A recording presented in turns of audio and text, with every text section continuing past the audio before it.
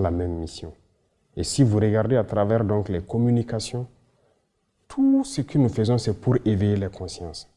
Pourquoi un chef d'État va se mettre à vouloir que son peuple se réveille? Les autres ont tendance à ce que le peuple s'endorme pour qu'il puisse continuer de faire ce qu'ils veulent. Nous, on veut que les peuples se réveillent pour que même après nous, que les gens ne laissent plus jamais des individus venir les mettre dans ces conditions-là. Donc, que ce soit au Niger ou au Mali ici, si vous remarquez dans notre communication, c'est toujours faire comprendre ce qui s'est passé avant. Et aujourd'hui, comment nous arrivons à casser les chaînes un peu de l'esclavage. Donc c'est ça. Il faut qu'on arrive à faire en sorte que tout le monde brise les chaînes de l'esclavage. Et c'est ça notre communication. Et c'est très important. Ça, c'est une vision. Deuxièmement, ce qui concerne notre autodétermination à nous autosuffire sur le plan alimentaire, il y a beaucoup de choses qui sont développées dans nos régions.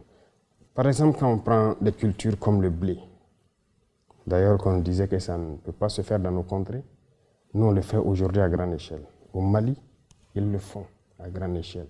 Le Niger, ils sont en cours. Il y a beaucoup d'autres spéculations qu'on est en train d'expérimenter. Le message, c'est de faire comprendre à nos populations que nous n'avons pas besoin d'importer. On peut tout produire pour nous ici et même exporter. Produire et exporter à l'intérieur de l'AES.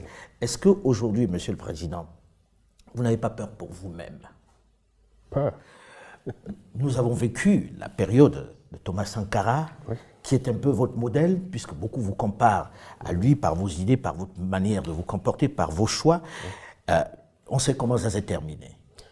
Oui, vous avez raison, et c'est la question que tout le monde se pose, et c'est la phobie du peuple burkinabé en fait. Lorsqu'ils pensent à ça, ils ont toujours peur pour moi. Pour ma personne, je n'ai pas peur. La peur, nous ne la connaissons pas. Nous avons fait face à la mort plusieurs fois.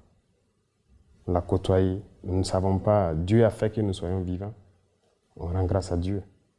Donc la peur, on ne la connaît pas. Mais on a analysé le passé.